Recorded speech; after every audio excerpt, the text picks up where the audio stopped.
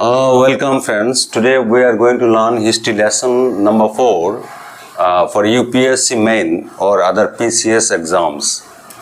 Well, today's topic is archaeological numismatics. That is, in Hindi if I say, is a Puratattvik Mudra Shastra. Well, the define of archaeological numismatics, when talk about numismatics, there is a study of coins or sikke or currency or mudra. Or numismatic archaeology is the utilization of coins and other currency which are found at archaeological sites to understand past societies, right, past economics and past trade networks. In two ways we can understand about that: by examining physical characteristics or production methods and find locations of coins, right. Second is archaeological, archaeology can insights into various aspects of past behavior and cultural development. Well, we have to understand the contribution of numismatics. Numismatics defined over here Mudra Shastra for archaeological research, right? Puratattvik Gaveshana mein.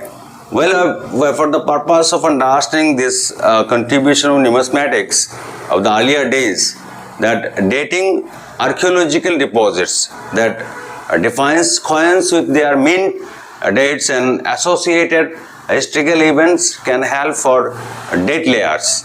For example, finding Roman coin in British archaeological site that indicates Roman presence over there and influence over there in that area. Second, reconstructing economic system that defines the types of denominations of coins found at the site can also reveal the information of local economy, local trade patterns, etc.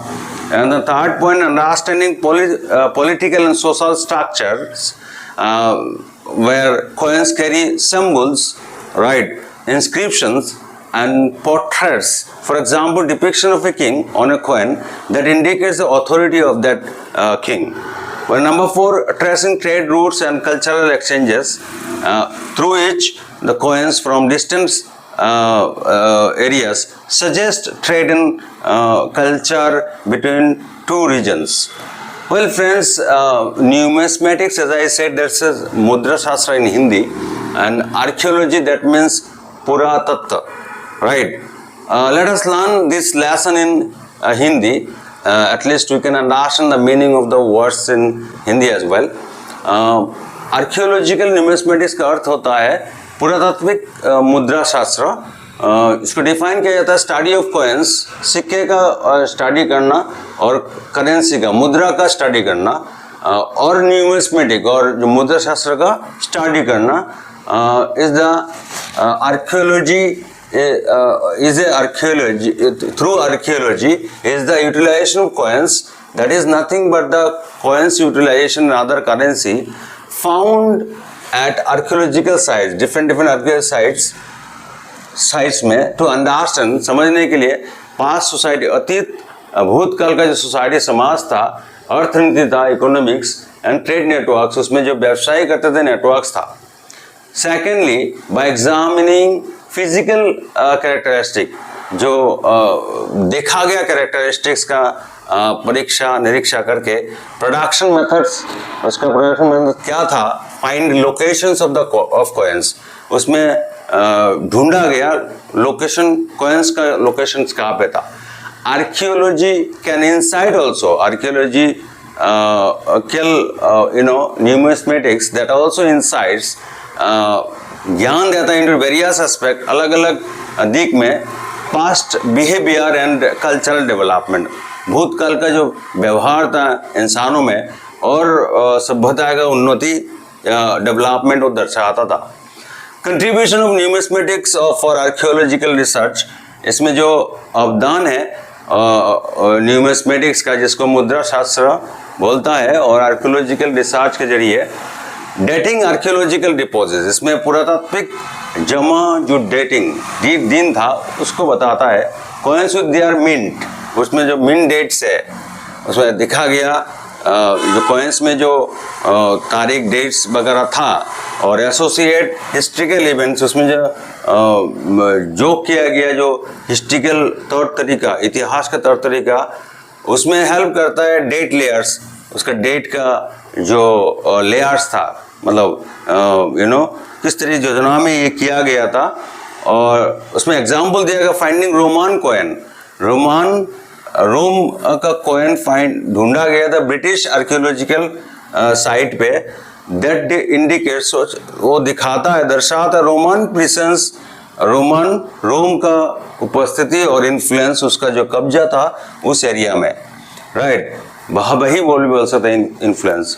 Reconstruct economic systems, इसका अर्थ होता है economic systems के और पुनरुद्धार करना या दोबारा उसको बनाना। The types of denominations of coins, जो कॉइन्स का सिक्के का जो शास्त्र है उसमें देखा गया एट ए साइट, उस साइट में, दैट ऑल्सो रिवील, वो प्रकाशित करता है इंफॉर्मेशन, जानकारी का लोकल इकोनॉमी, उस एरिया का अर्थनीति, व्यवसाय, ट्रेड और पैटर्न्स, राइट, क्या था, ये सब चीज दिखाया जाता था। Understanding political and social structures, through these political and social structures, and the coins also show that symbols, that is called pratik, और inscriptions में शिलालेख and portraits, जो आका झोंका करके या चित्र के जरिए, right. For example depiction of king का जो चित्र था, छवि था, कॉइन का ऊपर में दिखाता है, दर्शाता है उसका ऑथोरिटी क्या था, किस तरीके में चलाता था। ट्रेसिंग, और कौन चलाते थे, tracing trade routes and cultural exchanges, उसमें ट्रेसिंग दर्शाया जाता है, मिल जाता है ट्रेड का रूट्स क्या था, उसका इलाका कौन सा था, और कल्चरल एक्सचेंजेस, दो अलग अलग कंट्री, दो अलग अलग एरियाज का जो भाषा या तो सभ्यताएं का जो एक्सचेंज है या अदल बदल, वो कॉइन्स के जरिए डिस्टेंस एरिया में सजेस्ट करता है ट्रेड और कल्चरल एक्सचेंजेस इन टू रीजन्स, राइट। तो हिंदी में इस तरीके में समझा जाए, क्योंकि आपका यूपीएससी में आने वाला जो इंग्लिश में राइटिंग करते, हिंदी में जानने से आपको इजी होगा उसको लिखने के लिए, और ये पार्ट है और सब्जेक्ट है। आइए friends, let us learn English to Bengali.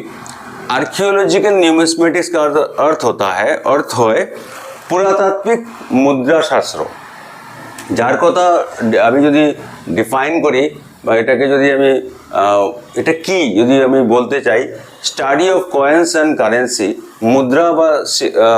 মুদ্রা বা সিক্কের জ্ঞান और মুদ্রা শাস্ত্রের আর্কিওলজি, যেটা হলো পুরানা যুগের, is the utilization of coins ব্যবহার করা বা কারেন্সি বা মুদ্রা যেগুলো পেয়েছিল, রাইট, আর্কিওলজিক্যাল সাইটসে, সেটা বোঝার জন্য ওই সময়কালীন সমাজ কেমন ছিল, অর্থনীতি কী ছিল, বা ট্রেড ব্যবসায়ের নেটওয়ার্ক কী ছিল।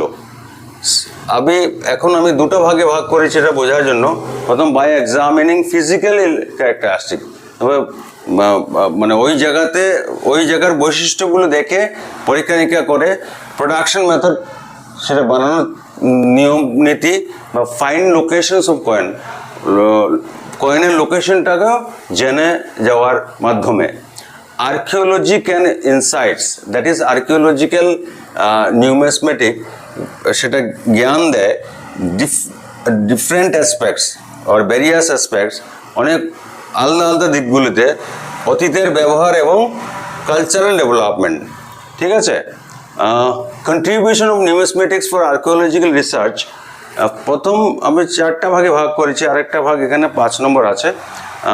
ডেটিং আর্কিওলজিক্যাল ডিপোজিটস, এখানে পুরনো সময়ের যে জমা দিনগুলো সে জানা যায়। কয়েন্স উইথ মিন ডেটসের ভিতরে যেগুলো মিন বা চিহ্নগুলো, অ্যাসোসিয়েট উইথ হিস্ট্রিক্যাল ইভেন্টস, ইতিহাসের মানে ঘটনার মাধ্যমে যেটা হেল্প করে ডেট লেয়ার্সে, দিনের সময়কালটা, এক্সাম্পলে ফাইন্ড রোমান কয়েন যখন ব্রিটিশ আর্কিওলজিক্যালে দেখা যায়, সেখানে বোঝা যায় রোমানরা প্রেসেন্স ছিল, উপস্থিত ছিল এবং তাদের প্রভাব ছিল ওই এরিয়াতে। Reconstructing economic systems, the types of denominations of coins, কয়েনের সিক্কের যে বা শিক্ষার যে ডিনোমিনেশনগুলো, যেগুলো 1, 2, 5, 10, 15 যাই এগুলো ডিনোমিনেশন বলে, ওই ধরনগুলোতে দেখা গেছে সাইটে, সেটা প্রকাশ করেছে ইনফরমেশনের মাধ্যমে ওই সময়কালীন অর্থনীতি, ব্যবসার তর তরিকাগুলো জানা যায়।